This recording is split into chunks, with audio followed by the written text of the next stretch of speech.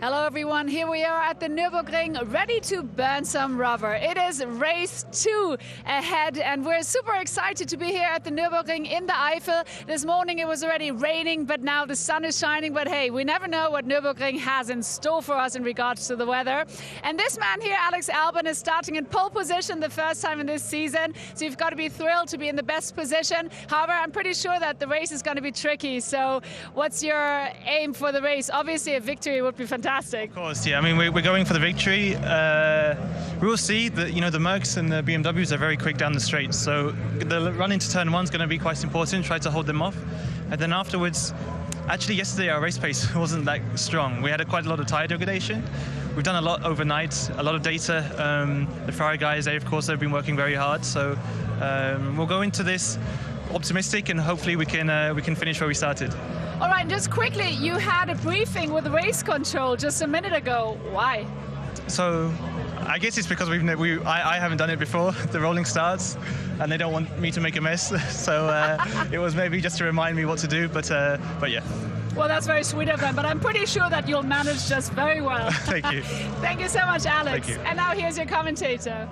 Thanks very much indeed, Verena. Yeah, Chris Hartley here in the commentary box, overlooking the grid and overlooking, at the moment, some sunny skies, but with lots of white clouds and some grey clouds dancing around just behind the media centre and the race garages that I can see. Timo Glock hoping to get his first points of the season, but again, qualifying went poorly for him. He's back on 20th place on the grid. There you can see the updated championship points after qualifying this morning. Kelvin Van Der Linde didn't score, but he's still well in front, 129 points. Max Scott's second on 84. Liam Lawson looking for his first points of the weekend, third on 80. Marco Vittman, who has had his 4th consecutive top 3 qualifying, scored more points this morning, so he's only a point behind Liam now on 79 and in 4th place. Philip Ellis just behind on 72 points. The top 3 yesterday get success ballast to carry in the next race. So Kelvin Van Der Linde, the 3-time winner now this season and the championship leader, will have a heavy car for this one. And it's coming from his 2nd worst grid of the season for this race. He'll be back on the 4th row of the grid, starting in 7th place. Plenty to talk about before we get into the race, but we can head back to the grid now and Verena. Yes, and now I'm here with Lukas Stoltz, who yesterday was on the podium in P2, but then unfortunately you got a penalty and you were pushed back to P9, which is unfortunate. And of course it means you have to fight even harder today, right? Yeah, definitely. But I think everybody saw that we had the pace yesterday, so we try again today. But yeah, I'm still sorry for the Group M guys because I touched the mechanic at the pit stop. Luckily he's all right, he's back working. So again, I'm sorry, but I think, yeah, today we have another chance. Absolutely. But obviously being in the middle of the bunch, it's always pretty tricky, right? Yeah, it's exciting. Also the tire situation is different because everybody has a new set. So it's not really clear when to put the set. Some guy starts on you and you can also use it during the pit stop. So it's not really clear, so it will be really exciting. All right, well, best of luck for the race. Thank you so much, Thanks. and back to you. Thanks, Verena. Yeah, Lukas Stoltz there. Unfortunate incident in the race yesterday where coming in for his pit stop, he just clipped one of the Group M racing mechanics who did get taken to hospital for checks, but as Lukas said there, he's okay, happily, and back at work today. So he did pick up last night a 30-second penalty for that, which put him back from 3rd to 9th. The key thing that means, I mean, he's a guest driver. He's one of the guest drivers, and guest drivers don't score championship points. And that means that Mike Rockenfeller got promoted up onto the podium. Now, Mike would have scored points for 3rd anyway, because he finished 4th and Lukas Stoltz was ahead of him, but he wouldn't have had to carry any success ballast in this race. He does now. So yesterday's winner, Kelvin Van Der Linde, will have 25 kilograms on board as Arjun Maini gives us the thumbs up after scoring his first championship points yesterday. And 2nd place finisher now, Philip Ellis, who you can see there, will have 18 kilograms on board his car, his Mercedes, for Team Windward. With him, he's developed a good relationship over the last couple of years, racing in GT Masters, in which he finished in the top 6 in the championship Championship last year and won a race as well, and also doing some the GT Challenge World Racing this year with the team.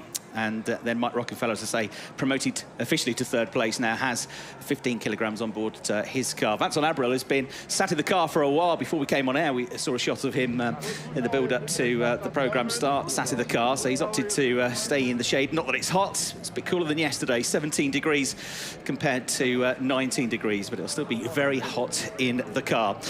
Right then, let's hear from one of the key drivers that we're going to be watching in this race and in this year's championship down on the grid with Verena.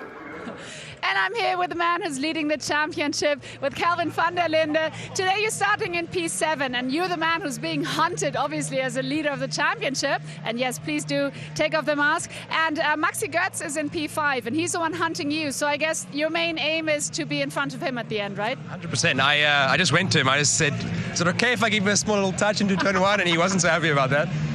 But no, nonetheless, we keep it clean today, and I want to really finish a race without any scratches on my baby girl. We keep her in fine, peaceful Nürburgring, and then we see how we go. All right, and then maybe if you're on the podium in the end, are you going to get ice cream again? Today's a bit cold for ice cream, so I'm going to ask for cappuccino today. Oh, good idea. Yeah. Can you ask one for me too? Of course. All right, thank you so much. And then we're going to see to grab Maxi just for a second. Best of luck, Kelvin. And now we've got Maxi here, is about to get into the car. But obviously, Maxi is the one who's going to be hunting Kelvin. So, Maxi, we were just saying in the chat with Kelvin, obviously, you're the one who's going to be hunting the leader of the championship, but you're ahead of him. So I guess you're going to do anything to end the race in front of him. So the question is today, who is hunting? You know, I'm in front of him, so he should hunt me. In the first time, I'm in front, just in front of him. So it's going to be interesting, to be honest. Of course, I want to stay in front of him to reducing the gaps to him in points in the list. So in the end, it's going to be a tough race. And also Marco is just in front. He's not far behind us in this point, so it's going to be interesting. And of course, I take no risk. I want to stay in front. I want to be on the podium today, and let's see. But then again, from P5, podium is pretty close, right? Yeah, so Zolder on Sunday, we managed to coming from 8 to 3. So today we are on 5, and the target is, of course, being on the podium. All right, well, best of luck, Maxi. Thank you. Thank you. Back to you. Thanks, Verena. I had a chat with Max before we came up to the commentary box. We were both watching the drift show from the pit lane, and he turned to me and said, "That's how I need to warm my tyres up." Clearly, he was enjoying watching that. I asked him what he thought the weather was going to do, because that's a big question on everybody's lips in this race, having had a wet qualifying session this morning. And my weather app, not that these things are ever 100% accurate, but my weather app that I use suggests that we'll get a largely dry race, but there'll be some rain right at the end, like the last lap or two of the race. The rain might start to come. Only light rain, but it might come. But it's very unpredictable here. Max Götz said he reckons, and his team specifically, who know this area of the World HRT team, he said, I trust my guys, and they reckon it might rain in the middle of the race, but who knows? It could be a bit of a lottery in this one. So we'll have to wait and see. There's definitely some dark clouds coming over the back of turn 1 now. I can see looking out the commentary box window, and you might see from the pictures that it's got a bit more overcast. There's Daniel Hunkadea, who is carrying an injury. He fractured his right thumb after the crash that he had at the start of race 1 at Zolder, but had some surgery on that and has done a good job to qualify both races and go pretty well in terms of his speed. Didn't get the result he wanted yesterday, but his speed was good, and it was his pit stop that was compromised, really, with that incident involving the mechanic.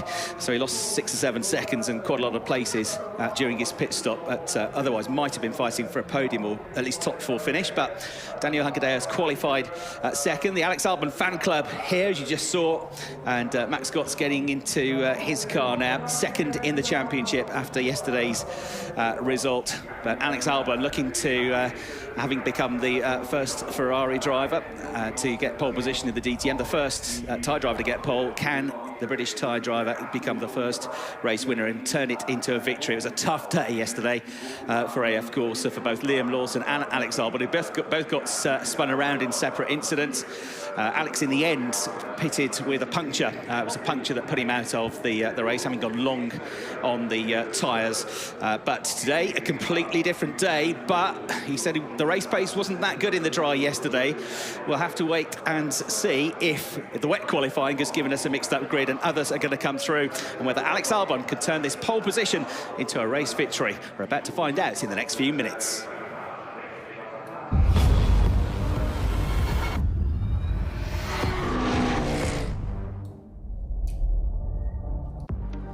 So we're here in the beautiful I4 region, overlooked by the Nürburgring Castle, the village of Nürburgring itself. It has just 170 or so inhabitants. It is a beautiful part of the world. It lives and breathes motorsport. Every hotel you go to, every restaurant I've been to here, they have old pictures of famous races, famous racing drivers adorning the walls. There are murals on the sides of houses, and it's great to be able to get motorsport to bring some, at least some positivity and some economic benefit back to the region after the devastating floods that were suffered here by many people last month. So the first motorsport event since that tragedy. The drivers held their respects on the grid yesterday, and the drivers and teams of the DTM have been raising lots of money to help with the still ongoing operation to help the recovery for those families that had lost lives within their families, lost businesses, lost houses and homes. It's been hugely devastating.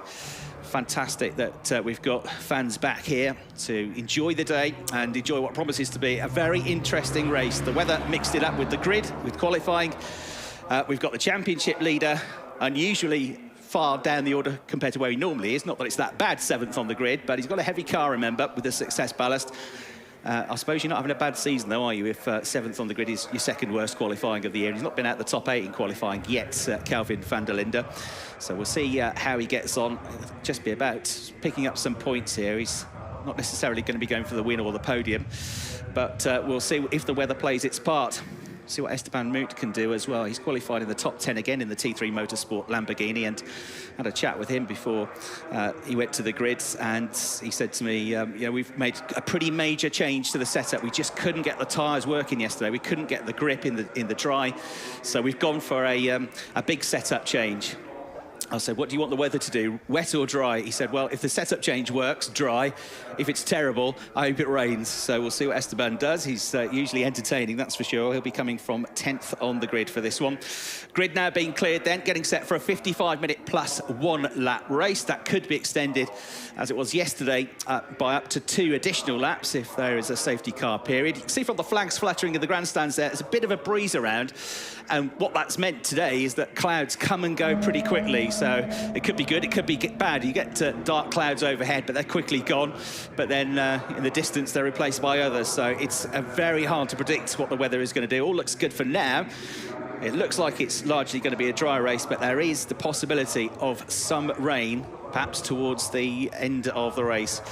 And that could make life very interesting indeed for these drivers. Remember also, if you're watching qualifying this morning, we talked about the fact there was a really heavy downpour last night. I mean, it was seriously heavy for a while.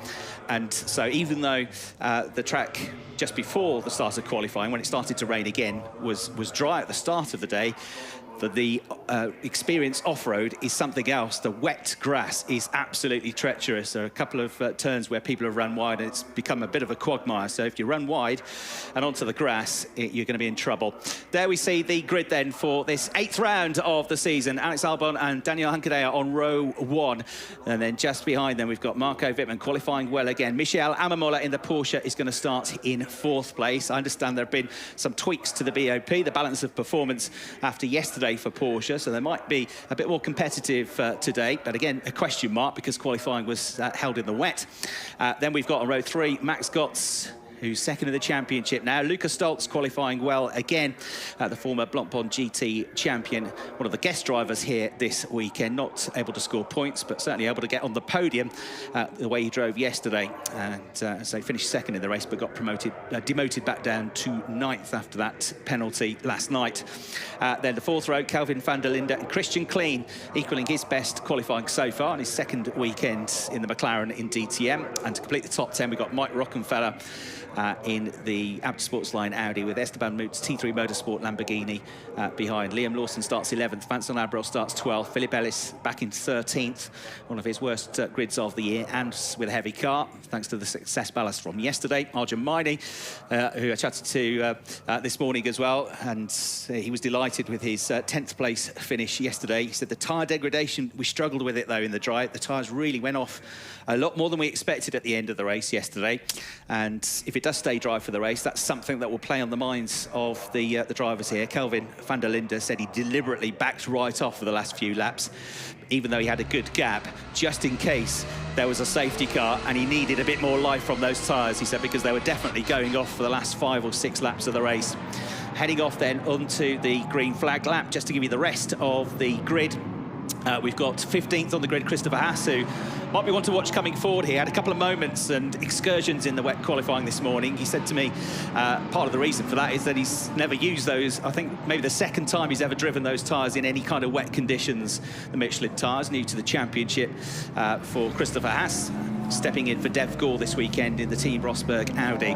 So he might be one to watch coming forward in the number 12 machine from 15th on the grid. Sheldon Van Der Linde 16th, not a good qualifying, but there's definitely pace there for Sheldon. He set the absolute best first sector time in his last attempt to get a good grid position, but the lap sort of faded away. So he came through brilliantly yesterday, finished in 6th place in the end after the penalty for Lucas Stoltz. Got Max Book starting 17th. He'll hope to get past the first lap, unlike yesterday. Nico Muller, spoke to him as well. Yesterday's poor qualifying was down to the fact he couldn't get a clean lap in the second half of qualifying, where the track was at its quickest. Today, they just couldn't get the second set of tyres working as well as the first. Others improved. He said, we made a bit of a tweak to the setup, went back to a slightly drier suspension and stiffness setup, and then the rain got worse again. It was probably the wrong way to go. So is another one to watch coming through. Nico did a very good job to get up into the points yesterday from a lowly grid. He's back in 18th place today in the number 51 Team Rosberg Audi. Then we got Hubert Hout, who made his DTM debut 30 years ago, back in the championship this weekend in the 3rd HRT Mercedes, the team boss, now driving the 3rd car in that team. And Timo Glock starting 20th, Lucas Auer 21st, Marcus Winkelhock, who almost finished in the top 10 yesterday, but then tried to move too far on Liam Lawson. Contact put Liam into a spin, and a penalty ensued for Marcus, so he didn't finish in the top 10 yesterday, but he did have the pace to do so. He's back in 22nd spot. Nesmi Hawkey, who's never been here before and certainly never driven in the wet here before until qualifying this morning, has to try and come from 23rd on the grid. So the safety car peels in. Sunshine for now, a dry track, and round 8 of 16 for the 2021 DTM season about to get underway with another 55-minute +1 lap race. There you can see largely blue skies, but definitely a few threatening clouds in the air. And we've got the pole sitter, Alex Albon, for the first time in DTM, about to lead the charge over the line. We get underway. It's a good start for Albon. Going with him is Daniel Hunkerdea, but he's got to keep an eye on the mirrors because Marco Vittman was quick off the line yesterday, side by side for 4th place as well. Max Scott's trying to hold on to the position. Michel Amamula going around the outside of Marco Vittman now, and through they come absolutely side by side for 3rd place. The Porsche down the inside at turn 2 and gets ahead of Vittman, who's now got off the throttle and might come under fire going into turn 3. He's on the outside line here. Good start for Christian Klein in the McLaren, who might be 4th at the end of all this once it shakes down. It's Alex Albon that leads them through, though, coming out of turn 4 for the first time. Hunkerdea in 2nd, Amamula in 3rd, Vittman's held on to 4th, Klein in 5th, but Max Scott's trying to get at the inside of him now, wheel to wheel into the hairpin at turn 5, flashing the lights, through he comes. And Kelvin Van Der Linde might get the place on the way out of the turn as well, because Christian was on the back foot. No, the McLaren holds strong. The gold and black JP Motorsport McLaren of ex-Grand Prix racer Christian Klein with a very good start here after an excellent qualifying performance. But he runs a bit wide, running wide to his Philip Ellis. He goes all the way through the gravel trap. Bits of bodywork fly off, collected by the number 51 Audi of Nico Muller, but hopefully the car okay for Philip Ellis. A bit second-hand perhaps, as Mike Rockenfeller comes alongside him and swaps a bit more paintwork off the Mercedes. Muller trying to come around the outside. Under attack from all the Audis here. Esteban Moot gets a slightly slow run coming out of the turn. So too Vincent Abril, they're coming under fire. Got Liam Lawson in the battle as well, just in front of them. He's made a pretty good start to the race though, the New Zealander. And they all come sweeping through at the end of the first lap of the race. Alex Albon with a 0.6 second lead over Daniel Hunkerdea. We've got drama drama on the start-finish line. Is that Lucas Auer, who's nosed into the wall, somehow got pointed in the right direction again after some contact, and continues on. Everybody else funneling 2, 3, 4 abreast on the way into turn 1. They come through. No, it was Max Buch. So Max Buch, the other Mercedes with the black and white livery, that has now come to a complete halt. So he's got a bit further than yesterday, but not much. Was it turn 4? No, turn 5 yesterday. He got hit, and now today he's in the wall at the end of lap 1. So very disappointing weekend it has been for the German driver. And we've got Vincent Abril and Philippe Ellis running side to side here, with Nico Müller desperate to get through the pack. Arjun Maini just behind. Safety car, though, being deployed, unsurprisingly, because that Mercedes is going nowhere under its own steam. And a real hard strike. He's off. 3 wheels or 4. He's going to get going again. He's not going to get far, though. All he'll be able to do is clear the car off the track. The safety car's deployed anyway. And Max Buch perhaps doesn't realise the extent of the damage to the front right corner, but he's going to have a tyre dragging on the tarmac there. Damage to the suspension, I suspect. Bring it back to the pits, or should I pull over? Yeah, pull to safe position off track. Safe position off track.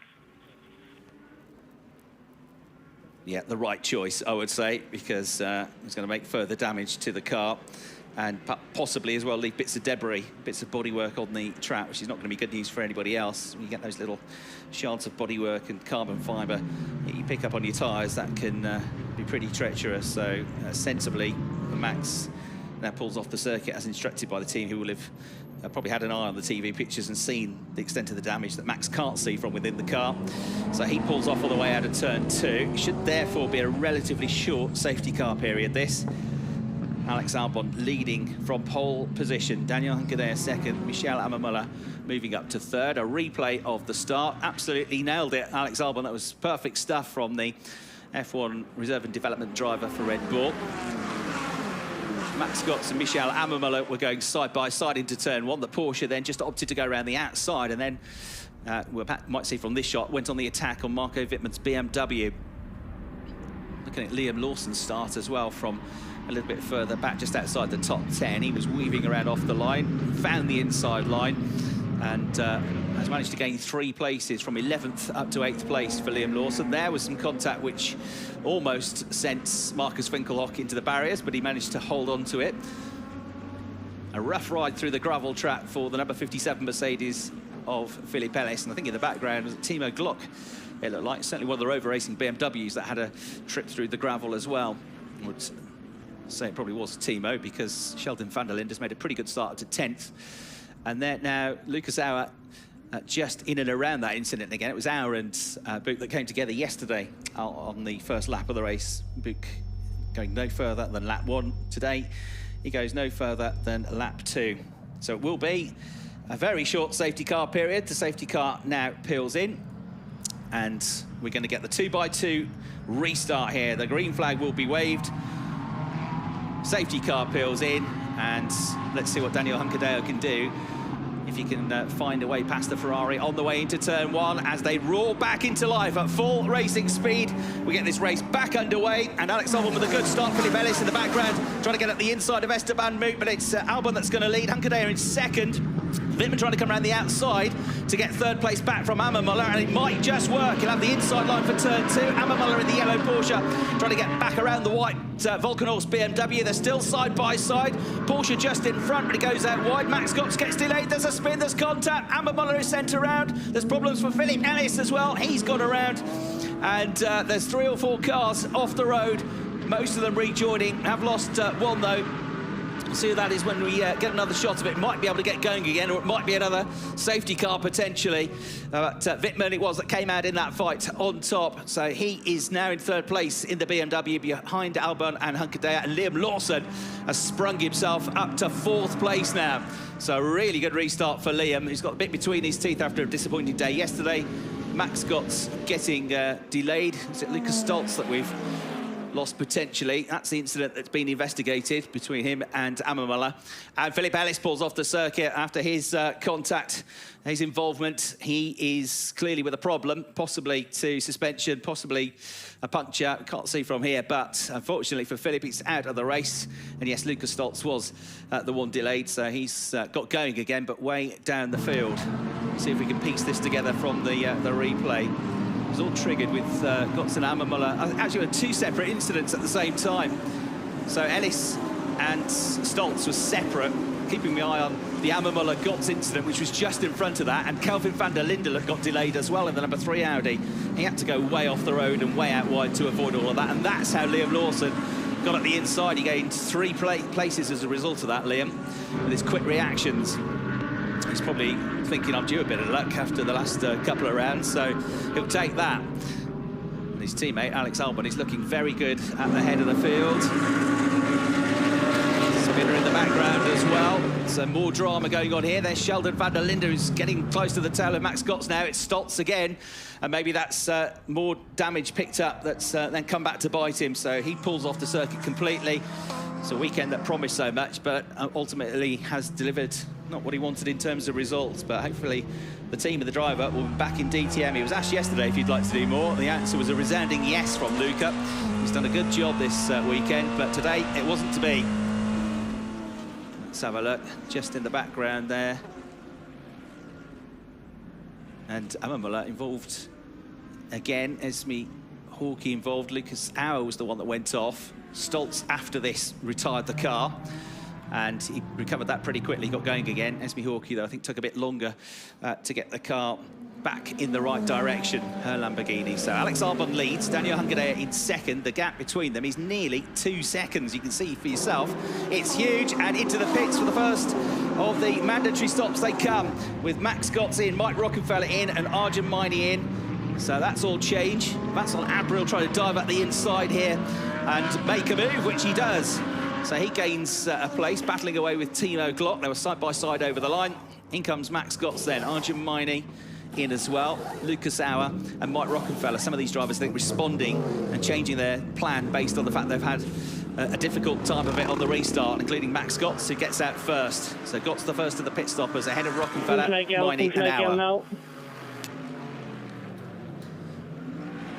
Well, he's got to make the tyres last if it stays dry for the rest of the race. It's all looking pretty bright and sunny now, but it's going to be a long stint for those drivers, having pitted really at the earliest opportunity in this race once the window opened after the leader had crossed the line on 5 laps. And bearing in mind we had a lap behind the safety car, it's a lap later that the window opened, so they all headed in.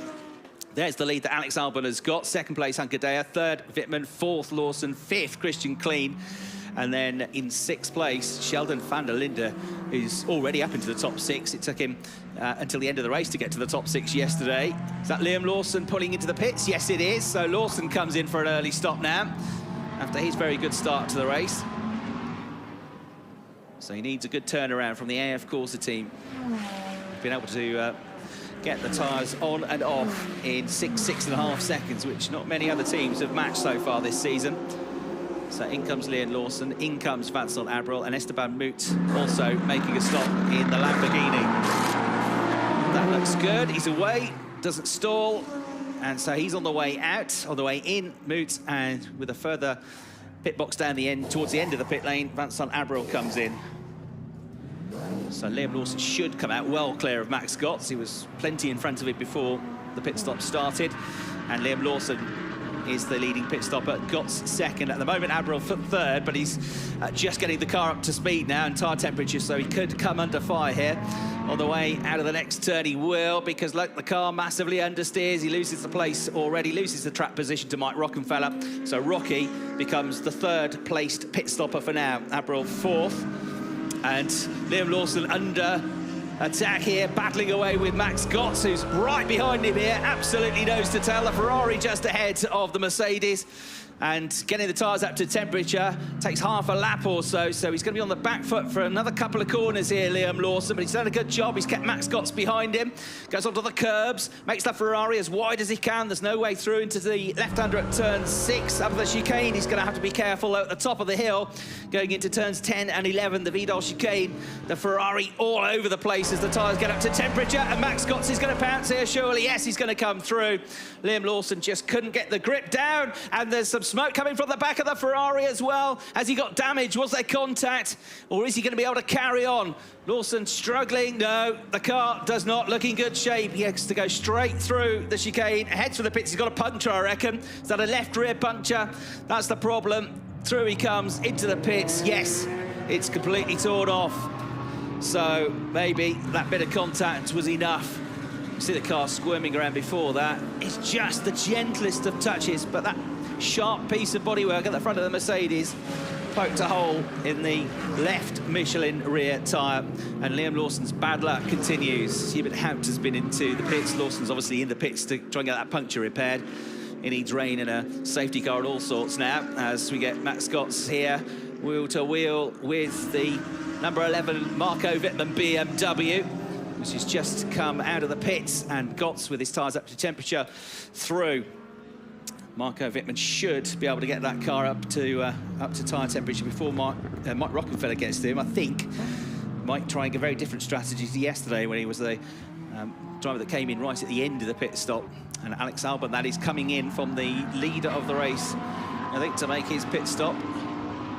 Yes, it is. Just comes in front of the commentary box window. And so Alex Albon from the lead of the race in, having built up a 2-second lead. Going to be a long stint for him as well. And Alex again, who went long yesterday, but partially because he tried a different strategy after being spun around, has a different approach to today's race. Remember the launch in the exit. Remember the launch in the exit. Good job. Push, push. And he should come out well clear in terms of the leading pit stopper, even once the tyres move around a bit as they get up to temperature through the next half a lap or so. He's got enough cushion to be able to remain the leading pit stopper ahead of Daniel Hungadea and Max Scotts, who are second and third. Net second and third at the moment, with Vittman in fourth, but others ahead still to make their pit stops. Christian Klein has picked up the lead of the race in the JP Motorsport McLaren. So that's a nice moment for the team who are just dipping their toe into the waters of DTM this year. The JP Motorsport team owned by Joanna Swed, which is where the J comes from, and Patrick Krupinski, which is where the P comes from in the name. They're only founded last year, and Hubert Haupt's car off the road. That's why we've got waved yellows. So Hubert Haupt is out of the race and in a bit of a precarious position, I'm afraid. That looks like it's coming out of the hairpin at turn 5, just before you get to the left-hander at Kumo Curva. So Hubert Haupt's run comes to an end. I can see one of the Rover BMWs coming into the pits just in front of me, which is Sheldon Van Der Linde.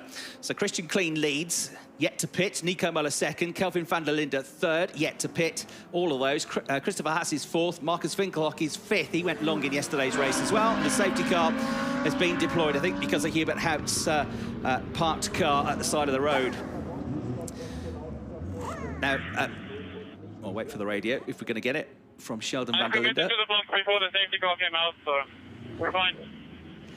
Exactly what I was about to say. Yeah, you copy. Well done, mate. cannot make a mandatory pit stop. Safety car conditions outside. You cannot make a mandatory pit stop under safety car conditions, but if you're already in, it's okay. Sheldon was already in the pits when that happened, so he's okay, and he's come out in a rather nice position here because he'll tuck in behind Alex Albon. He's a net second here. He's got out ahead of the two Mercedes of Hungadea and Gotts, ahead of the BMW of Marco Vittman, and he hasn't got to worry about getting his tyres up to temperature because the safety car is out, of course. So that's worked out beautifully for Sheldon Van Der Linde. As I say, you can pit beyond the safety car. It doesn't count as a mandatory stop, but if you're already in the pits when the safety car is deployed, you're okay. You can count it as your stop, and that is the case for Sheldon Van Der Linde. That was what the team was relaying back to him. So Christian Klein, not good news for him, not really very good news for Nico Muller either, because everybody's bunched up behind now. Those that have made their pit stops are suddenly going to be 20, 30 seconds closer to them, and Klein and Muller and Kelvin Van Der Linde as well have still got to make their pit stops. Christopher Haas, Marcus Winkelhock, Timo Glock and Michael Ammermuller yet to pit. They're the top 7, and Esme Hawkey in 8th place. So this is not what they wanted. They're going to have to think about going very long in the race now. Maybe hoping for some rain, because their time advantage has been whittled away. So this could be disastrous, really, for Kelvin Van Der Linde. Third on the road, but with all of those that have made their pit stops, not very far back now, thanks to the safety car train.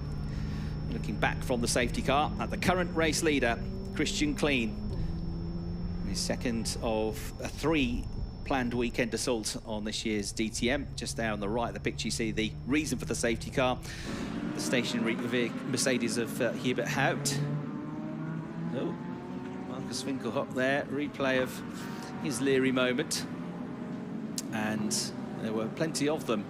Philippe Ellis there, another view of that moment which might well have been curtains for the car, where he lost lots of bodywork early on going through the gravel trap. Timo Glock likewise. And then Philip retiring from the race after that. A bouncy ride, wasn't it, through there?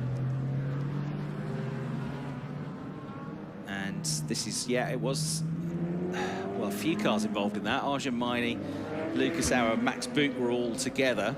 One of the Audis as well, I think. One of the Rosberg Audis was on the inside. They're all vying for the same piece of tarmac. And poor old Max Boot squeezed into the pit wall. And that was the moment that we lost Ammermuller. We had Max Scotts and Ammermuller coming together.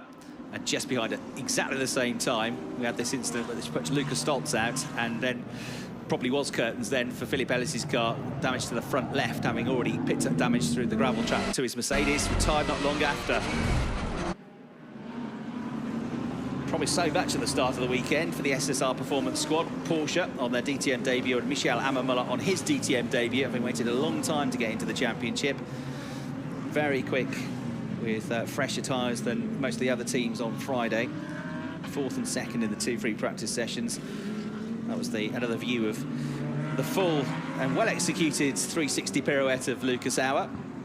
That was on the way into turn 2. Lots of runoff there, though, as you can see, which is helpful. That was where SB Hawkey dropped down the order as well. And this was the moment that Hubert Haupt dropped out of the race. Pulled off in a safer position as he could, but it's still a precarious place to go off there. If anybody runs wide, you don't want them hitting the stationary car, so they had to bring the safety car out for a second time in this race. It means the race distance will now be extended almost certainly to 55-minute plus 3 laps. It had been extended by 1 lap because of the 1 lap that we'd already had behind the safety car. It'll now be 55 minutes plus 3 laps. And with, well, if my weather app is right, with the rain forecast to maybe come at about 2:30 local time, which is just about when the race should have ended, well, that could come into play more now, because the race is obviously going to be a little bit longer with these 3 laps added, or these 2 extra laps added on. We'll see. At the moment, still sunny. There's not too many grey clouds around. They are around, but most of the clouds don't look too threatening if we look out of the window. So, with Hubert Haupt's car hopefully close to being cleared away, this might be the last lap behind the safety car. To remind you that those that haven't pitted yet can't count a pit stop in the safety car period as a mandatory stop. So really their only option now is to try and get away from everybody and do a late pit stop. And the only positive for them, and it's a small positive because they've lost a big advantage with this safety car, the only small positive is that they are, you know, not using the tyres up, so they should be able to make these tyres go a long way into the race, even though it's a more abrasive surface than we had at Zolder 2 weeks ago. So Christian Klein leading the race behind the safety car. Muller second from 18th on the grid. Kelvin Van Der Linde third, the championship leader. Christopher Haas fourth. Marcus Winkelhock fifth. Timo Glock sixth. Michael Ammermuller seventh. And SB Hawkey eighth, all yet to pit. The virtual leader in 9th place, who has pitted, is Alex Albon, who led the race from pole position before he came in. And Sheldon Van Der Linde has had another storming drive here. He picked up a lot of places. He's had a bit of luck with the safety car, but from 16th on the grid, he's looking at a potential podium here, because he's a net second ahead of Daniel Hunkedea, a net third. Max Scott's a net fourth. Marco Vittman, net fifth. And Mike Rockenfeller in a net 6th place. Abril would be 7th, Miney 8th. Auer 9th, and Moot in 10th place. This is also good news for Liam Lawson, in that it's bunched everybody back together. So he is 19th, but at least he's not miles behind anymore, and he hasn't lost a lap, I don't think. No, he's still on the lead lap, looking at the timing screen. So Lawson 19th might get a second bite of the cherry here after getting more bad luck for the 19-year-old. Safety car board is still out. No message to say the safety car is coming in on screen, so it'll be another lap. But this might well be the last lap, because we saw Hubert Hout's Mercedes and the shot a few moments ago being pulled clear. So I think we'll be back underway at the end of this one. So the car's weaving to try and keep some heat into the tyres for now, so they're all ready to go. It's also about keeping some heat in the brakes as well. When they get to that ferocious braking zone for turn 1, they want to know the car is going to stop and stick and turn in. So Kelvin Van Der Linde maybe having his race ruined here by the appearance of the safety car, but he might still be able to get something out of this, and who knows what else is going to happen later in the race with the weather, with perhaps more safety cars. There's been some pretty ferocious racing out there so far, but it's a 38-year-old from Hohenhems in Austria. Christian Klein leads the way. 49 Grand Prix starts in 2004, 2005, 2006 and 2010 Formula 1 seasons. Never quite on the podium. A best finish of 5th at the Chinese Grand Prix with Red Bull Racing. Racing GTs the last few years. International GT Open Pro-Am class runner-up last season and 6th overall in that championship. Raced European Le Mans 24-hour. He raced back in 2008 with Peugeot and finished on the podium. And a Le Mans winner in the field as well, like Rockenfeller. 2013 DTM champion, who's one to watch here, potentially in this race, given how well he was able to look after his tyres yesterday, and the fact that he's not going to have to worry too much about tyre degradation now with all these laps behind the safety car at the end of the race. So there, off the recovery truck, is the Playboy liveried Hubert Hout Mercedes, the HRT car. And it's out of the way, but the recovery vehicle's not. The snatch vehicle's still just off the circuit, so it will be another lap behind the safety car.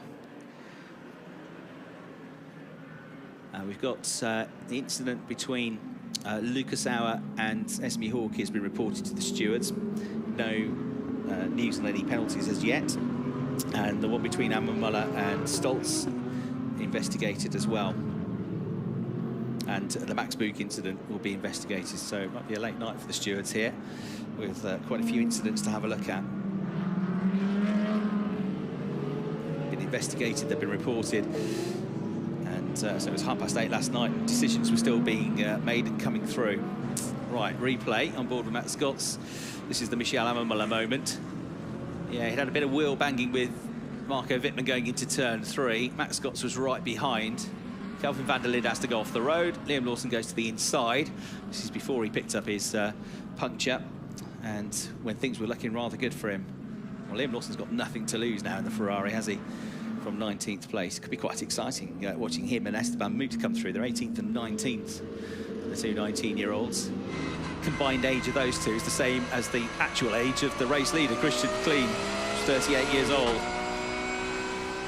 Right, on board with Michel Amon-Muller, who's in 7th place, but has got to make a pit stop yet, as of the 6 cars in front of him, as is the 1 car behind him, directly behind him of Esme Hawke. But at least she's back in the mix now, having lost a lot of time with that contact with Lucas Auer. Safety car still not coming in. Interestingly, the Liam Lawson Max Scott's incident has now been reported to the stewards, so that's another one for them to look into. And safety car past the commentary box window, which is at the end of the lap, over the line, and another lap behind the safety car. It's the longest period behind the safety car we've had so far this season, this 8th round of the championship, halfway stage in the 2021 season.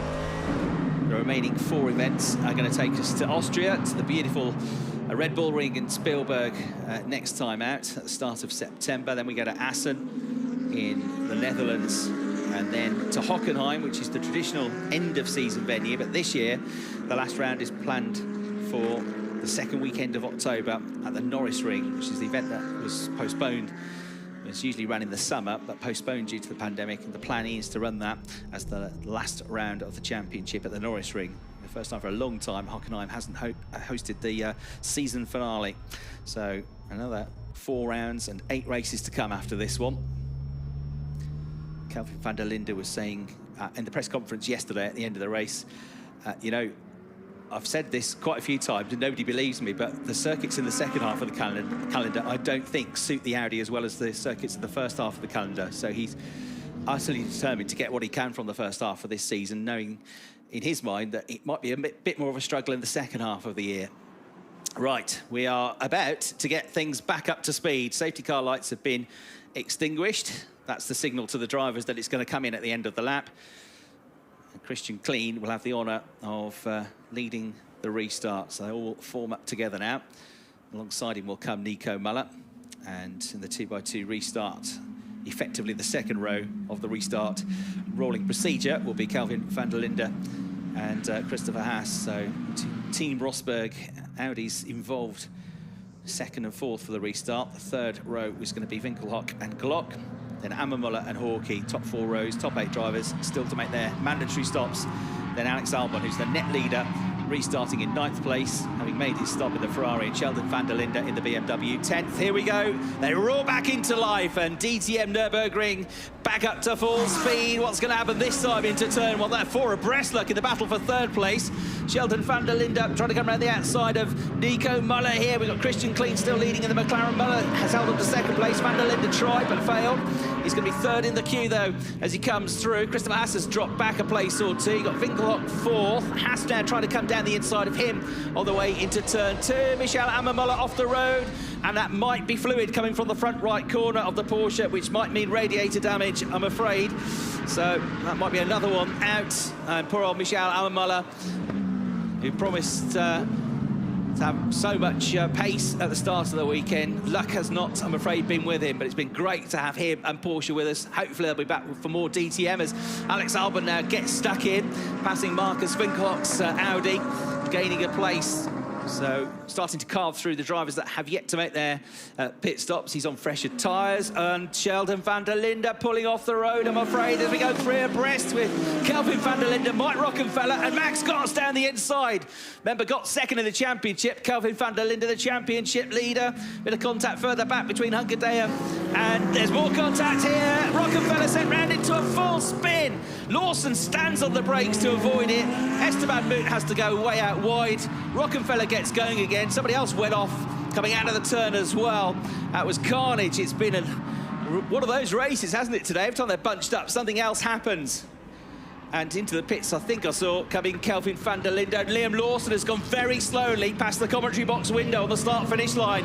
His Ferrari did not look like he was at full pace to me. So I'm afraid it might be curtains for Liam again. Just no luck whatsoever here at the Nürburgring for him, I'm afraid, as wheel to wheel. We've now got Christopher Haas trying a move in the Audi on Marco Vittman's big wide BMW. There is Kelvin Van Der Linde in. Mike Rockenfeller has come in as well, but sort of cruised in as he got damage after that contact. It's all kicking off. Christian Klein leading, Nico Muller 2nd, Timo Glock 3rd on the road. They have all yet to pit, and Alex Albon has gained 5 places since the restart. It's gone from, no, 6 places. It's gone from, no, 5, 9 up to 4th place. Winkelhock 5th, Hunkedaer 6th. There's Max Gotts now hunting down his next target. He's looking very racy here, very much believes he's in this championship fight. Daniel Hunkedaer getting involved as well. And there you see the 2 Ab Sportsline Audis in, and this is not looking like a routine stop for Kelvin Van Der Linde either. Maybe that was the other one that went off the road when it all hell broke loose just before the pit lane entry. Could well have been. So there might be 2 of them out. Rockenfeller was in as well. Max Gott's trying a move, and there is the very slow-looking Liam Lawson Ferrari I was talking about. Would you believe it? He's got a puncture on the other side now. It's a right rear. How unlucky can you get? Left rear from contact, right rear from contact, and I bet that was when he had to stand on the brakes because of the incident in front. Somebody's gone into the back of him. Bad luck, and side by side again. Look at that for a move. Down the inside at turn 1. Daniel Hunkedaer on Marcus Winkelhock. Marco Vittman in the BMW trying to get alongside as well. And I think he'll do it. BMW comes through too. That was a really good move from Daniel Hunkedaer. More incidents being investigated. You're not kidding, by the race stewards. who are now cancelling their evening meal plans because they're not getting out of here anytime soon with all the paperwork that's come in at the end of this race. Oh dear, so what a race this is. Who's going to win this one? It's completely turned on its head.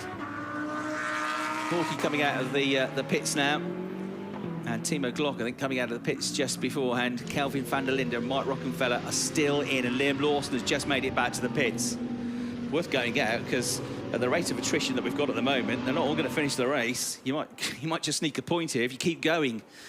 Christian Clean in the lead. Nico Muller second. They have still got to make their mandatory stops. Alex Albon's in a great position in third. He has already made his stop. And then in fourth place, after that great move at turn one, it's Daniel Hunkedea. Marco Vittman in fifth. Marcus Winkelhock sixth, but yet to make his pit stop. Christopher Haas seventh, yet to make a stop. And then Max Gotts, double wave yellows there. There's a bit of bodywork on the pit lane entry as well. Marshals have been kept on their toes today. You're on board with Max Gotts chasing down Christopher Haas's Audi, which is obviously being driven in the mirrors there. He's dancing around trying to cover off his line. The Team Rosberg Audi's on the inside line, clips the curb, runs a bit wide and holds on to the place for now. Well, I think more drivers in the pits at the moment than on the track. Let's hear from some of them down with Verena. Yeah, I'm here with Mike Rockenfeller, and Mike, you're shaking your head. You seem very upset, obviously, about the full spin you had there. I guess you had no chance to avoid that. Not really. I mean, if two cars crash into you, it's a bit difficult. I think we had a really good race so far. I think we were fighting for P6, P5, which with the BOP we have and the weight we have, it's the maximum we could have done today, so I was quite happy. On the restarts, it's really wild. The level is getting down and down, I have to say. For sure we struggle because we miss acceleration, but every time, you know, people take maximum risk and drive into you on each side. So yeah, Lawson, in my opinion, the guy is really losing his mind. I don't know what he's smoking, but he's so aggressive everywhere. And at the end, he took both of us out. I have to see the picture, but for me, Kelvin and myself, we had it clear for the chicane, and I think Lawson tried something you cannot try. All right, I'm sure it's going to get analyzed. But I mean, he's young, he will learn it. All right, thank you very much, Lucky. Back to you. Thanks, Verena. Yeah, and unhappy Mike Rockenfeller getting a replay now from the different angles, and we can see that it was Liam Lawson that clipped Mike Rockenfeller. Then he had to stand on the brakes, and then he got hit from behind Lawson, which was what gave him the puncture straight away. It's so stupid. I don't get it. Keep cool, yeah. Max Scott's not happy either. I think he's getting a bit frustrated with Christopher Haas here, who is fighting for position, but isn't really involved in the race with Max Scott because he has yet to make his pit stop. Well, Kelvin Van Der Linde, the championship leader for the first time this season, isn't going to score points. Let's hear from him now. He's down with Verena. Yeah, what a huge shame. I mean, Kelvin, leader of the championship, and then you get in the middle of something like that, and obviously you need the valuable points, and it wasn't even your fault, right? Or what is your view of the situation? Yeah, I mean, in that situation, you're really a passenger. I don't know what Liam was trying to do. I heard he had a puncture before, and I think he was just kind of desperate there to save his race, but I don't know. At the moment, I have a lot of bad words that I don't want to probably say on TV, but we try and keep calm now, and hopefully, I mean, Gertz is on P4 now, I believe, so let's see, maybe he stays there and it's not too bad. All right, thank you very much, Kelvin. Back to you. A very measured response that, wasn't it, from Kelvin? Plenty bubbling under the surface. We also had a replay while we were hearing down in the pits from Mike Rockenfeller of the restart, and that's the reason you've got Winkelhock heading for the pits now. He's got a drive-through penalty for being out of position, Marcus Winkelhock. On the restart, there's Alex Albon launching one down the inside of Nico Muller to move up to second place in the race, but he's, you know, comfortably the virtual leader here. Only Christian Clean ahead of him, and he's still got to make a pit stop. But Clean leads, great moments leads for the JP Motorsport squad. As I say, new team really, and McLaren and new to DTM last time out at Zolder. So Clean leads, Albon second, Muller third, Hunkedea fourth, Vittman fifth, Gotts sixth, has got past Christopher Haas now. He'll be relieved to see. And then we've got Lucas Auer, Esteban moved 8th and 9th. Marcus Winkelhock was in the top 10, but drive-through penalty. Whether that was his mandatory stop he's just taken or a drive-through penalty, he's got to do both. We didn't see which it was, but it's the first of 2 visits to the pits either way. And it therefore means that Vincent Adbrook should come up into 10th place next time around, and Arjun Maini should come up to 11th. 12th would be Timo Glock, and 13th, about to equal a best finish so far in DTM, Esme Hawkey. And there might be more to come. Can she get her first points in DTM? Last time she finished 13th, she had a spin. This time it was contact that spun her around. She had a spin at Zolder, came back really well to 13th place in the first race there. So there's your leader, number 15, Christian Clean. Alex Albon, though, eating up his advantage in the Ferrari. Going to be a second Red Bull Alpha Tauri, of course, Ferrari victory. Liam Lawson back out on track, as you can see. He's 15th at the moment, but almost a lap down, but not a lap down. So if the safety car comes out again, never know, he might still get something out of this race. It's been a real battle, hasn't it? He's off a few Christmas card lists by the sound of it as well with Mike Rockenfeller. As Vincent Abril comes into the pits. In the background, that's into the pits for a second stop after the aforementioned drive-through penalty for Marcus Winkelhock. Good stop that from HRT. Abril out clean. And there, as I say, near the pit lane exit, so out he goes. But that's a second visit to the pits, isn't it, for Van? Something he's already been in once.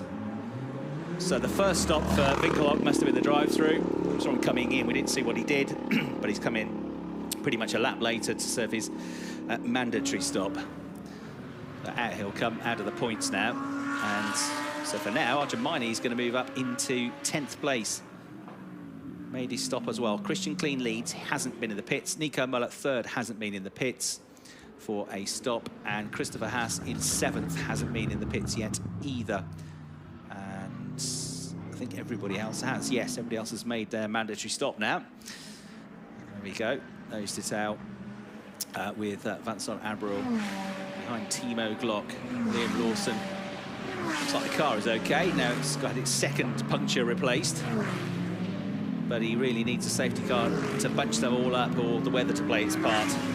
So Max Gotts now trying to score as many points as he can to close the gap to Kelvin Van Der Linde at the top of the table. Use tire, mix it. Use tire. So used tyres, I think they said. Used tyres coming on. And you get 3 sets of new tyres to run across 2 qualifiers and 2 races. So you can't have new tyres for every single session, that's for sure. Haas going back out. Just people in exit, watch the white line. BMW coming. And it's going to rejoin behind Vincent Abril, ahead of Esme Hawkey. So as it stands, Max Gotts is 6th, but a net 4th place, as Kelvin Van Der Linde had already got an eye on that, already told us, which means if he stays 4th, he would pick up 12 points and would get the gap in the top of the championship down from 45 to 33 points. Kelvin Van Der Linde has still got more than a race win's worth of points advantage over Max Gotts, and Liam Lawson, who's 3rd in the standings. For now, doesn't look like he's going to score. Back into the pits he comes. Marco Vittman in a good position to move into the top 3 in the championship, only a point behind Liam coming into this race. And poor old Liam Lawson has seen more of the pits than he would have liked in this race. Another replay. Yeah, he was trying the move on Van Der Linde, who then knocked into the side of Rockenfeller. Maini had to stop his Mercedes to avoid the contact, and Moot had to go way out wide as well. And that was a drive-through penalty for Liam Lawson. That was why he came in, so drive-through penalty for pushing another car for the incident you just saw the replay of with Kelvin Van Der Linde. So now he is a lap down, and that probably is the end of any chance of getting points out of this race. Although never say never in this race. Who knows? Right, you can see Alex Albon has now cleared Christian Clean. Here's a replay of how he did it on the way to turn 1 by the looks of it. It's a change of lead, but no, it's down into the hairpin at turn 5. It's a change of lead, but Albon really was the leader anyway, because, as we said several times, Clean's got to make his stop. So Alex Albon's now got a bit of a cushion between himself and his nearest real rival, which is Daniel Hunkedaer in the number 8 Gruppa M Mercedes. He's looking for his first podium of the season, Daniel Hunkedaer. Best results, a 5th place finish at Monza. A pretty good job if he gets on the podium with that fractured thumb on the right hand that he's carrying, Daniel Hunkedaer. He'll be very pleased about that. But as we said at the start of the race, he showed good pace yesterday. He showed good pace on Friday as well. And there was the thought that there's definitely more to come from him as well. So Alex Albon now takes the opportunity to get his head down and pull clear of that pink Mercedes, which is the one he's really battling. Christian Klein and Nico Müller just got to go as long as they can in the race before they make their pit stop and hope there's no more safety cars. So Hunkedaya has had more than 100 races now in the DTM. His last win was at Brands Hatch in 2018. Lawson back on the jacks. Are they going to carry on or call it a day now? Okay, we stop the car. That's it. End of the race. Frustrating race. I mean, they're lucky to get the puncture in the first place, which put him on the back foot, which then put him into the situation where he had to go on the attack. And unfortunately, the move that he tried on Kelvin Van Der Linde ruined Kelvin's race and Rocky's race, and has further ruined Liam's race as well. So just a weekend to forget. I wish he'd never set eyes on the Nürburgring, I would think. Not his lucky circuit. And 2 punctures in a race, a drive-through penalty, a crash. That was the tyre completely coming off the car, completely delaminated. So there's your race leader, Alex Albon. Christian Klein in second, Nico Müller third. Been caught by Daniel Hunkedaya, who's on the fresher tyres in the Gruppe M Mercedes. Now, the last lap for Alex Albon was a 1:28.2. And it was a 1:28.2 for Hunkedaya as well. So he's just as quick as Albon, but he needs to clear these 2 cars that have yet to pit, of Klein and Müller, the McLaren and the Audi. Vittman in third did a 1:28.178 last time around. That was a personal best lap. So Vittman is pushing on. That's part of the reason Hunkedaya has got his head down, not just to catch Albon, but to make sure he stays ahead of the BMW of Vittman, which is getting a bit closer, not yet with him, but pushing on. Vittman trying to get himself another podium finish here. Very much a key contender this season as well. He can take points away from Kelvin Van Der Linde as well. And as I say, as long as he scores a couple of points, he's going to move up ahead of Liam Lawson. Well, 1 point to equal him, 2 points to move ahead of Liam Lawson and into the top 3 in the championship behind Van Der Linde and Gotts. So we've lost Michael Ammermuller, Sheldon Van Der Linde, Hubert Haupt, Lucas Stoltz, Philip Ellis and Max Buch, Mike Rockenfeller, Kelvin Van Der Linde and Liam Lawson. There are 14 cars left running. So if you're still running, you've got a chance of getting some points with the top 10 all scoring. Esme Hawkey 13th, as only 9/10 of a second behind Christopher Haas as well in the Audi, so that might be worth keeping an eye on. Both of them having made their stops now. Albon comes through, 11 minutes left on the clock, plus 3 laps. A slightly extended race distance because of the safety car. There's Liam Lawson's Ferrari in. That's no points from 3 out of the last 4 races now for Liam Lawson, and his title challenge, for now at least, has rather come off the rails. But as we say, still a second half of the season to come, and the chances are everybody's going to have bad races here and there. It's even come to Kelvin Van Der Linde today. Even without that incident, he might have been struggling because of the safety car coming out when it did, having yet to make his stop, Kelvin. So only a couple of drivers. In fact, Mike Rockefeller was one of the other drivers that had finished in the points in every single race, wasn't he? So I think it might only be Marco Vittman now, if he finishes in the points, that has that record of finishing in the points in every single race so far this season. There's Christopher Haas then in the Team Rosberg Audi, taking the place of Dev Gore this weekend. There you see Esme Hawkey in the background, but I think the gap has grown, so she's fallen away a little bit. If anything, Christopher is getting closer to Vincent Abrils at Mercedes. Abril 11th, Haas in 12th. They are 43, 44 seconds down on Alex Albon and about 41 seconds down on Christian Klein, which means Klein and Müller should come out in front of them. They've still got a chance of a top 10 finish, Klein and Müller. I reckon they'll come out somewhere behind Timo Glock, maybe alongside Timo Glock. Michelin tyres are being prepared then. That's by the JP Motorsport squad, getting ready for Christian Klein, who's second on the track at the moment in the McLaren. His last lap was a 1:28.8. His best lap's a 1:28.4, so he's not exactly gone off the boil in terms of his pace. The Austrian there, still ahead of the Swiss Nico Müller. They're both being swallowed up now, though, by Daniel Hunkedaya's Gruppe M Mercedes. Bright pink number 8 machine that you can see just in the back of the shot. wonder if Muller will change his plan now, because if Clean dives to the pits, I think he's holding up Muller a little bit now. Muller might be able to get a bit more pace and stay out for a bit longer. We know he's good at looking after his tyres. He might as well stay as long as he can now. Weather update, it's still pretty bright and sunny, but there are some greyer clouds coming.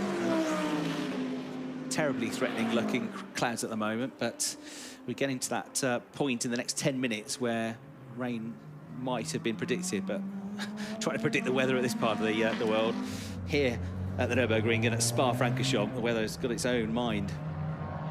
So who knows, local knowledge will be far better than ours, or the knowledge of any apps, but that was the thought anyway, that it might come at around 2:30, which is in less than 10 minutes time. 8 minutes plus 3 laps to go in the race then.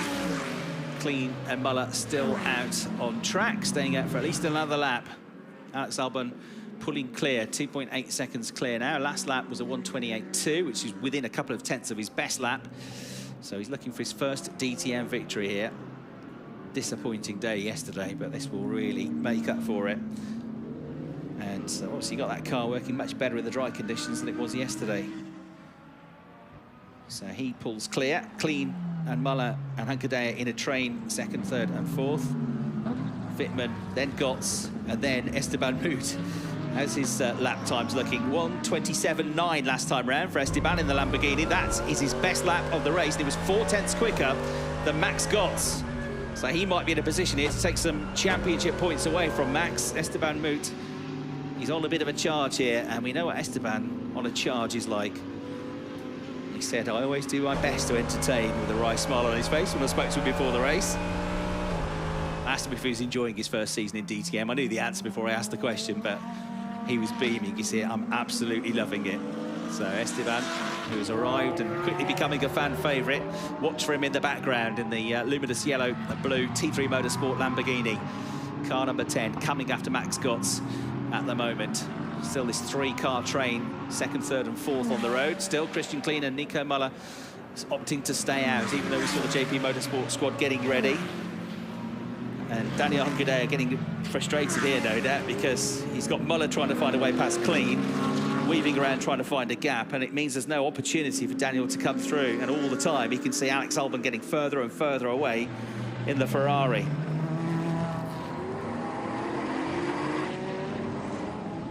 And there you can see he just has to sit behind through these corners.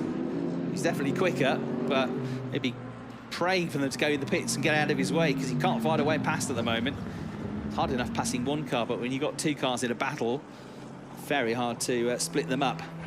There's Alex Albon and the AlphaTauri of course at Ferrari, in a rhythm, doing an excellent job this season, his first season of driving GT cars. It's been largely a very trialling weekend for the AF Corsa team, the Motor Ferrari's team here at the Nürburgring, but if they could get a race win out of it, that would certainly cheer them up. Certainly Alex's side of the garage. JP Motorsport squad still ready, looking more ready now, aren't they, for Christian Klein to come in, which he does. Klein dives in. That's one out of the way for Daniel Hunkedaer, but he's still got Nico Muller to deal with, but it might be a bit easy to get past him now that Muller isn't sort of moving offline, trying to find a way past the McLaren. And Christian Klein has been rapid here today. Could be one to watch at the end of the race. He's only going to have 5 minutes plus 3 laps to use the new tyres, but he might be very quick, might still get some points out of this. Hunkedaer having a luck at the inside of Muller on the way into turn 1. Here comes Christian Klein. Lovely shot of him coming in there. And the JP Motorsport squad, 6 mechanics allowed to work on the tyre changes. All 4 tyres have to be changed. It's not the quickest stop in the world. Oh, struggling with the front right, unfortunately. This could cost him valuable time. No, it wasn't the quickest pit stop, but of course they're not as well versed in these DTM stops as some of the others. It's only their second weekend. Okay, close test now, so pushing.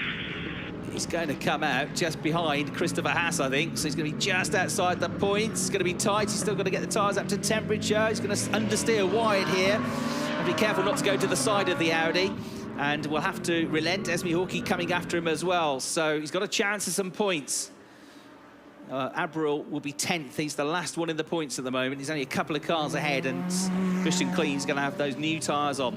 Albon through the chicane, Muller second, but now diving for the pits. So finally, Daniel Hunkedaya released, but the gap may be too big now. 4.6 seconds through the last split was the advantage for Alex Albon.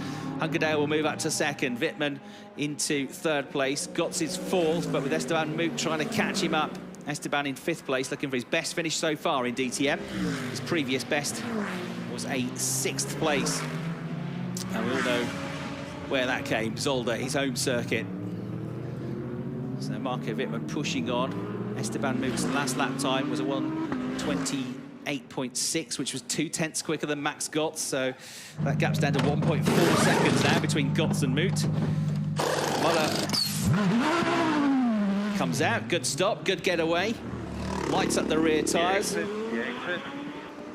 Goes out, rejoins. He's on for some points here. He's going to be in the points.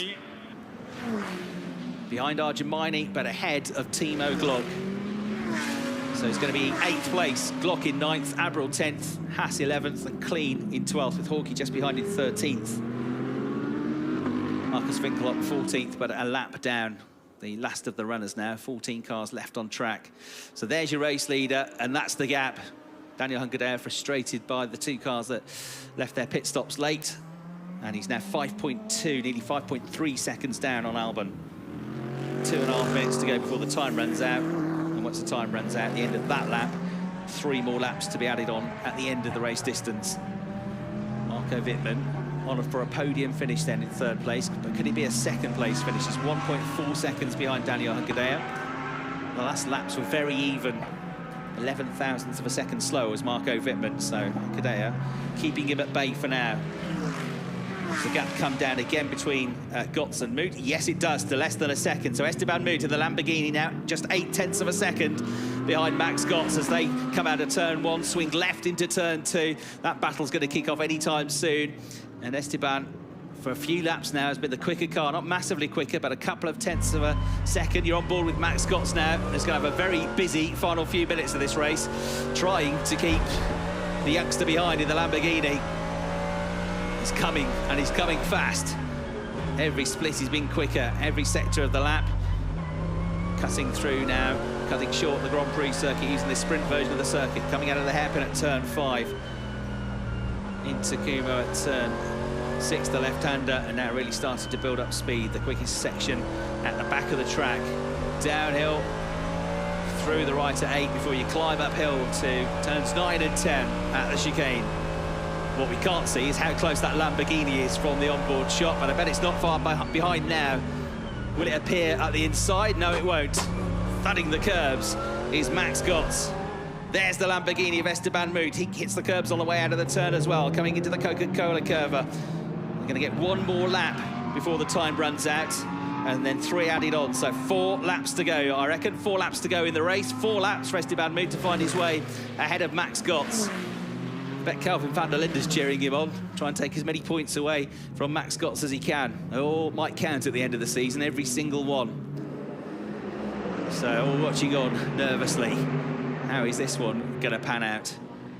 Marco Vittman, 1.8 seconds adrift of Daniel Hunkedaya. On the last lap was about 1.5 tenths slower, so I don't think he's got any answer as it stands to Hunkedaya. He'll be keen for Max Gotts and Esteban Moot to fight for a couple of laps, because if Esteban is quick to get past Max, if he can do it, then Marco's not that far up the road. A podium is not entirely out of the question. It's a long shot, but Esteban's going to have a go. A 19-year-old, I'm sure of it. So there's the race leader, Alex Albon, 5.0 seconds clear. Maybe just nursing the tyres now. He's a few tenths slower on the last lap than Daniel Hunkedaya. 1:28.5 for Alex and 1:28.3 for Daniel. 1:28.5 for Marco on his previous lap. And 1:28.4s for Gotts and Moot, who are coming up to the chicane again now. The gap through the last lap was just 0.7 of a second. Almost there. Can he get close enough to attack on the way into turn 1 and turn 2? That might be the opportunity. Alex Albon goes over the start-finish line. Time up, 3 laps to go then. So 3 laps to go. Keep an eye on the brightly coloured Lamborghini in the background in 5th place, getting ever closer to the tail of Max Gotts, who's second in the championship, and at the moment in 4th place on for 12 points. But 12 could become 10. Mike Rockenfeller changed already, watching on for the pit wall. Disappointment for him in this race. First time he's been out of the points in the 2021 season. First time his teammate Kelvin Van Der Linde has been out of the points. And after picking up their 70th win yesterday and 2 drivers on the podium, Abt Sportsline don't look like they're going to score any points today, with Marcus Winkelhock, the sole remaining car, back in 14th and a lap down. Max Scott's doing a good job here because he's seen the Lamborghini coming, and he's just been able to keep his pace up enough to avoid coming under too much scrutiny yet from Esteban. The gap has stayed at 0.7 of a second. A fraction quicker on the last lap was Esteban, but it was only a fraction. But put a wheel wrong and he'll be in, and he'll be alongside. If he gets a chance, I'm sure he's going to go for it.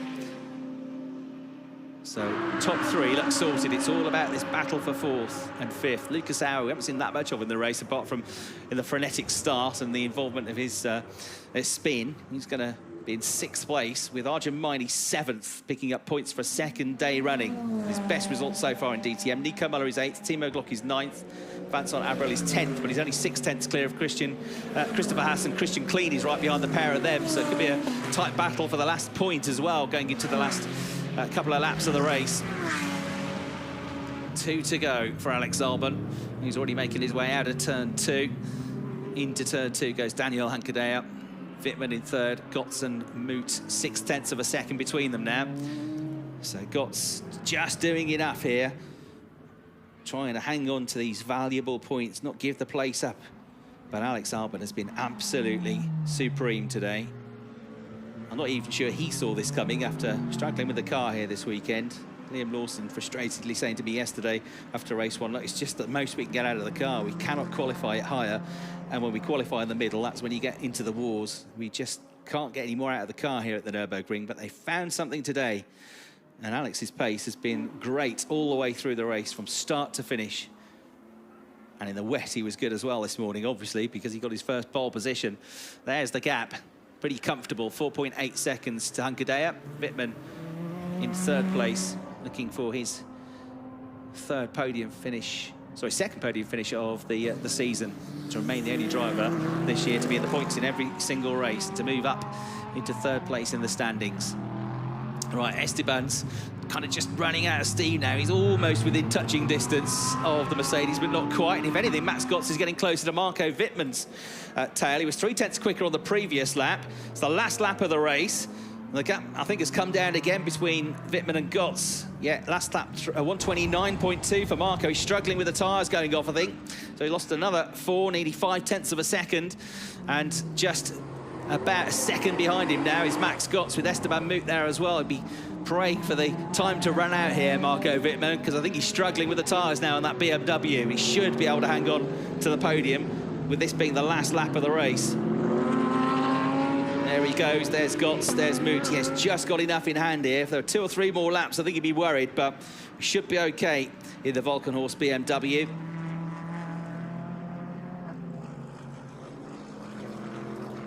Haas and Klein went by side over the start-finish line for 11th place. Vincent Abril just in front of them in the final point-scoring position at the moment, so that one's going to go down to the wire.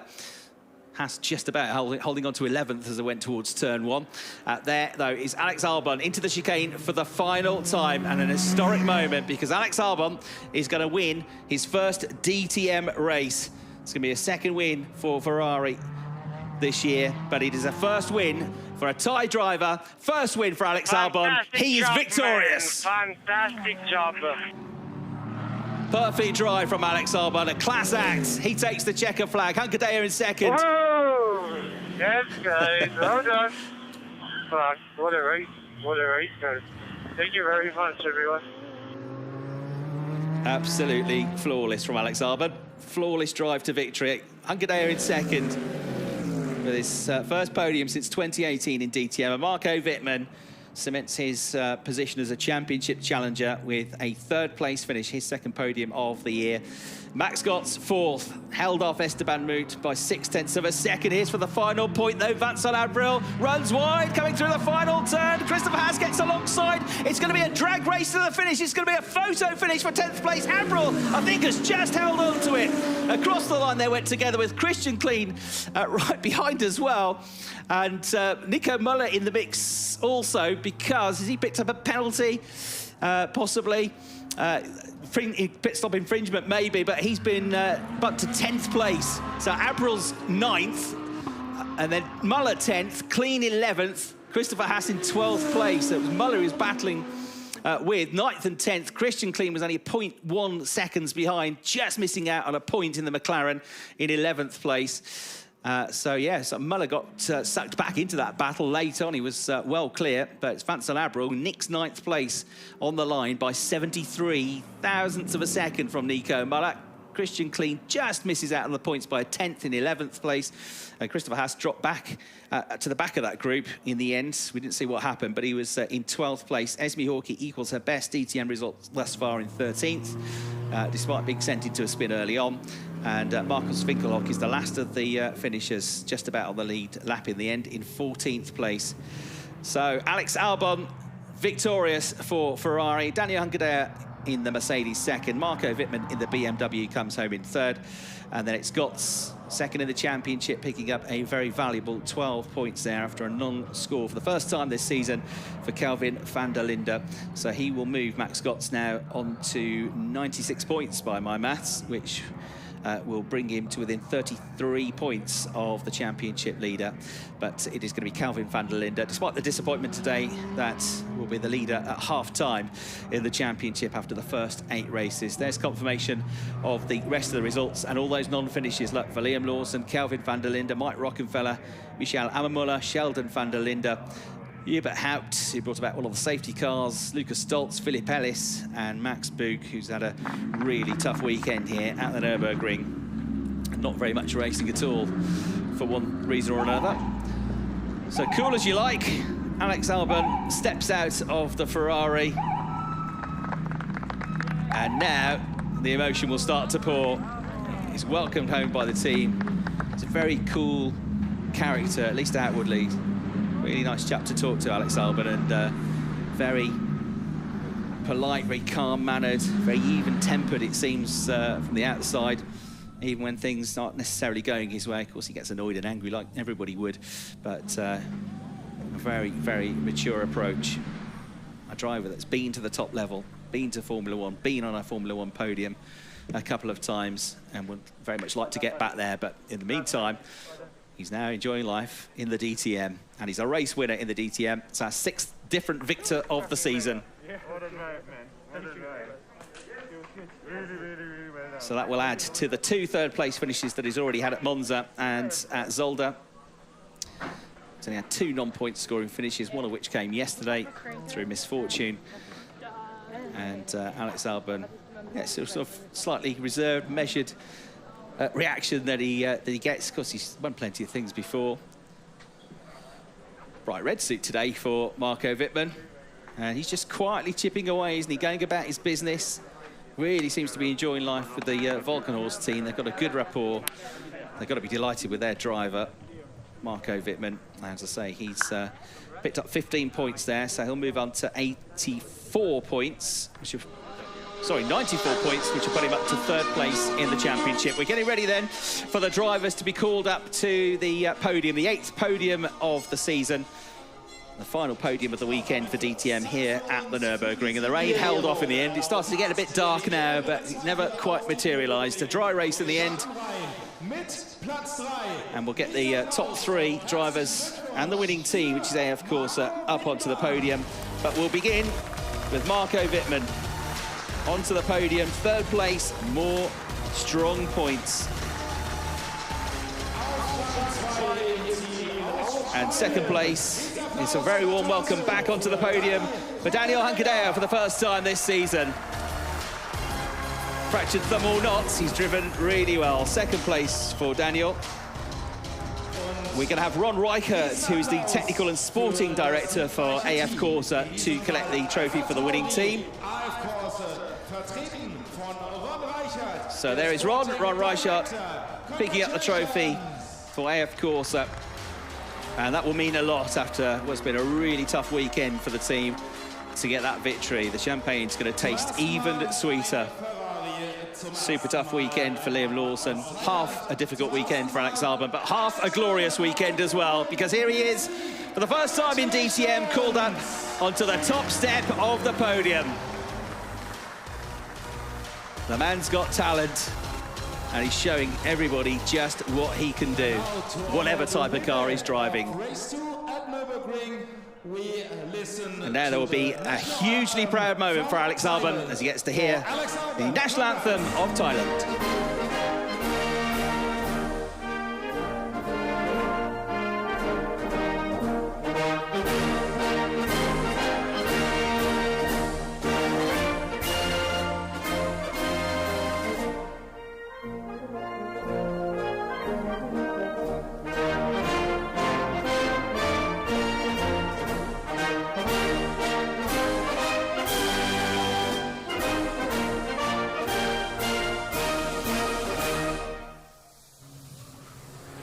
Alex Albon, race winner, top of the DTM podium. It all turned out all right in the end. So they're the top three drivers. Ron Reichert from the winning team, AF Corsa, posing for the photos. And all of them very happy. Well, we thought we might get a different look to the podium after qualifying this morning, and then with all the carnage that we had in the race, all of those mishaps, the threat of rain, you just had the feeling it wasn't going to be your standard day. But what is a standard day in DTM these days? We've had some really unpredictable racing. Just when you think you know what's going to happen, it's another twist in the tail. Alex Albon sprays the champagne. Everybody else runs away. Daniel Hunkadea enjoying the taste of champagne for the first time in some time. Marco Vittman, who picked up his first win for 2 years last time out, knows what it means to get that big moment again after a time away. And as he fires himself into the championship fight.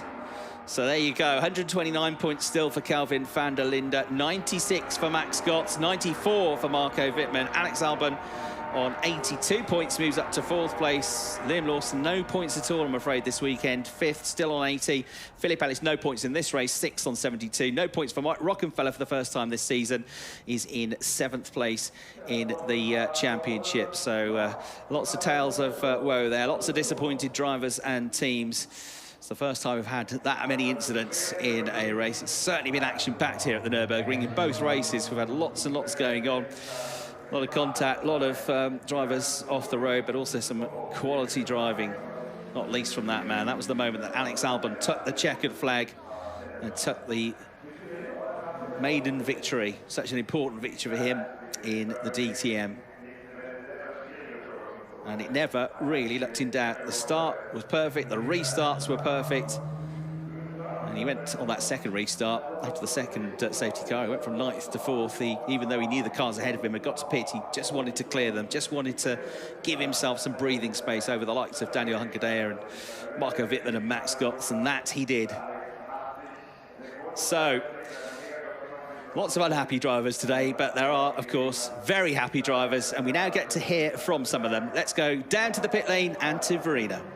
I've got a happy man here, Marco Vittman, the second podium in this season. You got a P3, and you really seem to be happy with P3, especially. I kind of got the impression in the end you were struggling a little bit. Yeah, kind of. I mean, I think we had a bit of a front bonnet problem, so I had to avoid curb riding the last 5-6 laps. That's why also Maximilian and Esteban, they came closer again. But this was pretty much all under control, and I knew, okay, there are only 4 or 5 laps to go, so they can come a bit closer. But obviously happy with P3, to be honest. It was quite a chaotic race, I have to say. Obviously, we were on the lucky side with the safety car as we stopped early, but this was anyway our strategy for the race. But yeah, then obviously, you know, you're at around P13, P14 for the restart, and there are a bunch of cars in front of you on old used tires, and it was a mess, I tell you. I think we went into turn 1, 5 cars wide. I was pretty much in the middle, and I just hoped that we not gonna crash somehow. Yeah, we made it through. It was good fun this race, and obviously very happy with P3 yesterday, P5. So again, a very good weekend with some very solid points. You did a great job. Thank you so much, Marco. And now we've got the winner here. Congratulations, Alex. You really did a phenomenal job. You always seem so calm, but when we saw you with the champagne, you were having a bit of fun. And well deserved. You did such a brilliant job. How does it feel inside? Yeah, it feels good. Obviously, my first DTM win.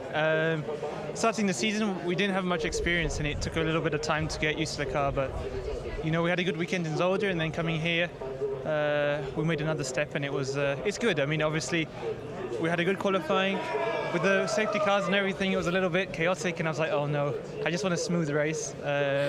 But we made it count, and you know, it's also a great job from Ferrari, Red Bull, everyone. We did a top job to get the car where it was. Absolutely, your pace was amazing, and I was going to say you had a few restarts, and even though it looked so easy for you in the end because you had an advantage of 5 seconds almost, but I guess inside you were getting a little nervous with all the restarts, right? Yeah, especially you know, when you're in the front, it's actually easier to control, but when you're in the middle, and it's so chaotic, you know, we do the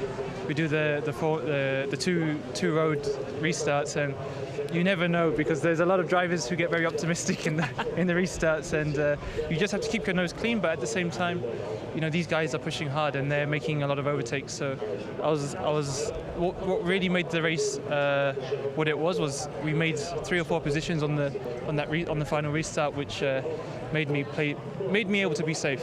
Absolutely, and you did such a fantastic job. Thank you so much, Alex. Enjoy the moment of your first victory in DTM. Thank you very much, and back to the commentator. Thanks very much, Verena. Yes, superb stuff from Alex. Cool as ice, isn't he? Great drive to win by 4.6 seconds. Some late news to bring you. Christian Klein to get a 5-second time penalty added to his race time for a pit stop infringement. So that put him down a bit. He wasn't in the points anyway, but it puts Christopher Haas up to 11th, and it promotes Esme Hawkey to 12th place. So that's now her best finish in DTM, coming back from that difficult start to the race. I think she'll be pretty pleased with that after a tough weekend at the Nürburgring, trying to learn the circuit, and then trying to learn the circuit in the wet this morning, and then getting sent into the spin at the start of the race. She comes through, she finishes 12th. Christian Klein demoted to 13th place, but he certainly played his part in that race. Super slow-mos then of Alex Albon, you heard from there. Interesting to hear from Marco as well. We thought it was the tyres going off, which is why he was slowing down for the last 3 or 4 laps of the race, but the bonnet sounds like it was loose, maybe a problem with the catch, so he had to avoid the curbs, so take smoother lines through corners, couldn't hustle it as much, and that was why he got sucked into that battle a little bit between Max Scotts and Esteban Moot, although he always looked like he got it measured on that final lap of the race, Marco Vittman. Lots of super slow-mos of the many incidents that we had here at the Nürburgring. It's half-time, everybody. 8 races complete, 8 still to go. And Kelvin Van Der Linde, the championship leader, but there's another 8 races, another 4 weekends to come, and anything can happen. Hope you've enjoyed coverage from the commentary box. From me, Chris Hartley, it's goodbye, but let's hand back now to Verena Vries. Here's the man with a fractured thumb who really did such an amazing job with P2, and we were just chatting, and I mean, it was a really, really tricky race, so I guess you can be just so pleased and so happy about a P2. Yeah, sure. These races are the most rewarding ones. Especially, you know, Nürburgring, you always expect a chaotic race with the weather and so on, but today the weather was quite stable. We just had quite an entertaining race, I would say, after the restarts. You know, the starts in DTM are really cool. Are a lot of action, for sure, a lot of contacts, and you know, it's very tricky. You need to be aggressive. And on the last restart, when we had pitted, I knew we were on the right strategy because everybody in front had not pitted and they had to pit. But still, you're in the middle of the pack, and that's not a very safety area or a safe area. And I took some risk. I overtook like 5 cars at the restart immediately, and I was sure I had overtaken Alex. But then I realized he was 2 cars in front of me, and I was like, how did he do it? Because, you know, I felt like I was passing everybody. So yeah, it was really cool. But I guess it's always a good feeling, right? And P2 is fantastic. Yeah, so sure, it's great. I mean, it's our first podium in the season. Exactly. We've been waiting for it. I think it should have come a lot earlier, but we're still building. It's a new team, and we're going step by step, and now we're in the right mood, right place, so I think we can fight for more. Absolutely. All right, Danny, thank you so much. Thanks. So what an amazing race. I mean, we've we've seen so much pushing and shoving, and I think we lost all in all 9 cars. That's crazy. But fact is, it was an exciting race, and we're looking forward to the next race weekend in Spielberg in 2 weeks in Austria then. So you don't want to miss it. See you then, and now here are the highlights. Do enjoy, everyone. See you later. See you in 2 weeks. Bye-bye.